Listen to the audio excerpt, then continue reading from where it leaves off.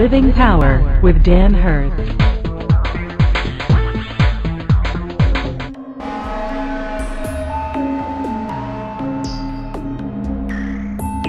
eighth one is tongue, and as I've mentioned before, this is the word glossa, and it means, literally, is the ability to evangelize in another native tongue.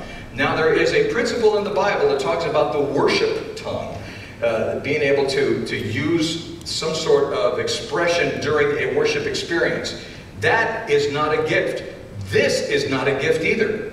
So whether you're using the idea of praying in tongues, and it's a little confusing because we use the same terminology, praying in tongues is just a worship experience. It's not a gift. It is something that you do, and God bless you for it. If you that's the way you worship, okay. And by the way, I'm fine with that. Even though I'm a Baptist, oh, they prayed in tongues. You know, they just get all freaked out about it, and I'm thinking, you know, hey, listen, I grew up in a country where when people prayed in tongues, it was like either they were of the devil or they were of the Lord. Because it happens in both categories. Did you know that? In fact, Paul talks about it.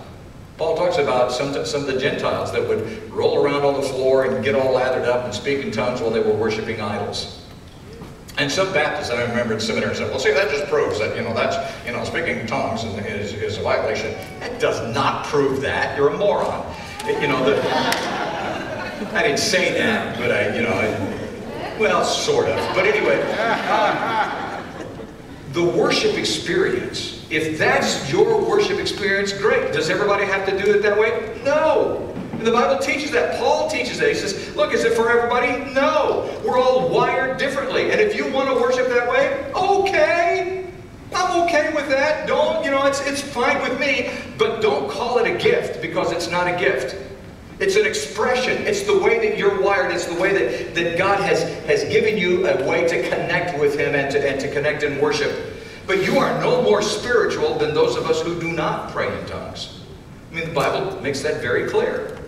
See, it is not about your gift, and it's not about a ministry. The ministry, though, of tongues is this ability to evangelize in people's native tongues. And probably the most common people who do that would be missionaries. And it's in chapter 2, and I'm not going to go through this for the sake of time, but you can read this on your own. Acts chapter 2, verses 1 through 8. It's up on the screen. And you can see that there, that during Pentecost, they all received the Holy Spirit, and many of them went out. Well, they all went out, and they spoke, they evangelized, but many of the people in the area heard in their own languages. But some of them heard in the very language of the disciples themselves.